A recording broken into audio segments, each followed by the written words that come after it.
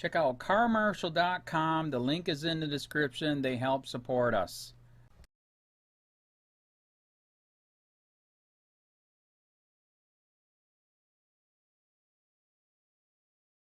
Cops are taking people's firearms, selling them to make a profit, and it's 100% legal. An investigation has revealed that in several states, police are selling the firearms they have seized back to the public to generate revenue, and in some cases, those guns are being used for other crimes. By Rachel Blevins, February 26, 2018.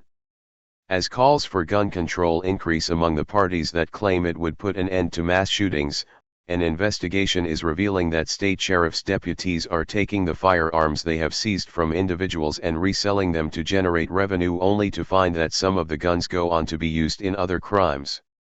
According to the results of an investigation reported by the Associated Press, in the state of Washington alone, more than a dozen of the guns sold by law enforcement since 2010 ended up in new crimes. The firearms are also typically sold to arms dealers in large batches, with a recent lot of 331 guns being transferred from the Washington State Patrol to a gun dealer in Knoxville, Tennessee. Included in that batch were at least 5 assault rifles. Not only are state police reselling firearms, they are selling them at cheap prices, ensuring that they will continue to receive revenue in return for the items they obtained for free. As the investigation noted, while a new AR-15 costs between $650 and $950 online, the Thurston County Narcotics Task Force auctioned 2 of the firearms for $250 and $370 each. The Armalite rifle, or AR-15, has recently become the most demonized firearm of the moment after it was reportedly used in a school shooting in Parkland, Florida, and while the AP investigation includes the gun in its list of assault rifles, it should be noted that the AR-15 does not have select fire capabilities and by definition, is not an assault rifle. However, the idea that state police are seizing firearms including AR-15s, AK-47s, and SKS rifles should anger the crowd that supports stricter gun control measures, the crowd that supports the Second Amendment, and the crowd that supports increased police accountability. Yakima Police Captain Jeff Schneider told the AP that he is concerned about the possibility of the firearms being used in future crimes after they are sold by police. It's possible a firearm sold by a police agency could be used in a mass shooting, but since they are rare, it's more likely it could be used in a crime against police. That's a real threat, he said. In contrast, 2017 was actually one of the safest years for police officers in more than 50 years. According to data from the National Law Enforcement Officers Memorial Fund, a total of 128 officers died on duty, 44 of whom were shot and killed. Nearly one-third fewer officers died of gunshot wounds in the last year, when compared to 2016. While the number of police officers who died on the job in 2017 was historically low, the number of people killed by police officers continued to stay alarmingly high at nearly 1,200 deaths, according to the Killed by Police database. Chief Schneider may have incorrectly stated that the practice of reselling confiscated firearms will lead to increased crimes against police, but he was not wrong about the fact that it would result in some sort of corruption. For example, in the city of Baltimore, the police department's elite gun trace task force was praised for its impressive ability to confiscate illegal firearms from the public. That was up until the same men who were applauded for the ways they were serving society were then exposed for stealing excessive amounts of cash and drugs during the raids.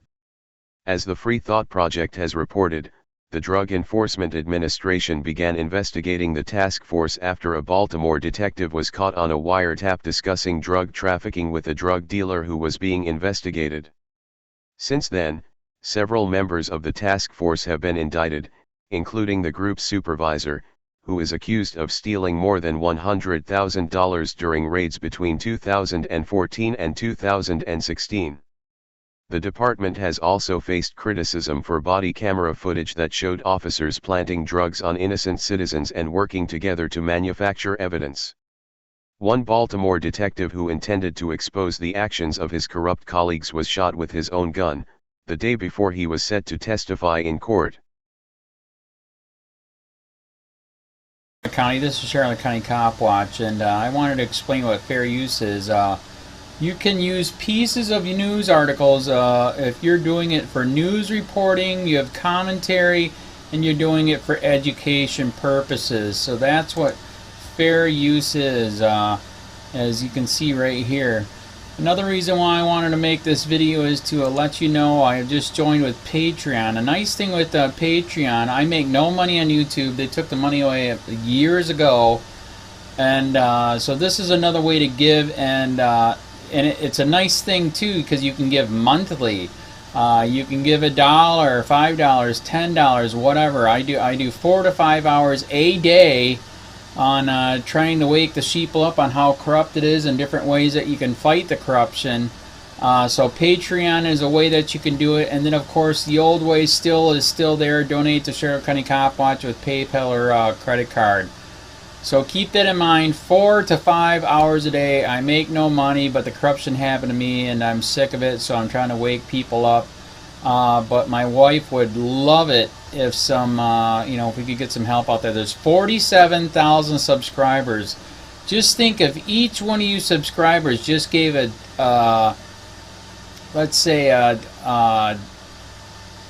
actually yes, $1 a month. 47,000 subscribers gave $1 a month. That would be awesome. That's not going to happen. But anyways, that would be great if it did happen. But do the math in your head. Just think about it. Like I said, 4 to 5 hours a day. I get no money from YouTube. YouTube has gone nuts. You can't do anything anymore. They're taking the money away everywhere. So these are a couple different ways that you can still help out with all this time that I put in. And as you know, I'm in a special situation where at least I can do it. 4 to 5 hours a day. We have a cleaning company during the day. That's what allows me to do this, and we're debt free. So this is my hobby. I don't go fishing and all that other crap. I try to save the world.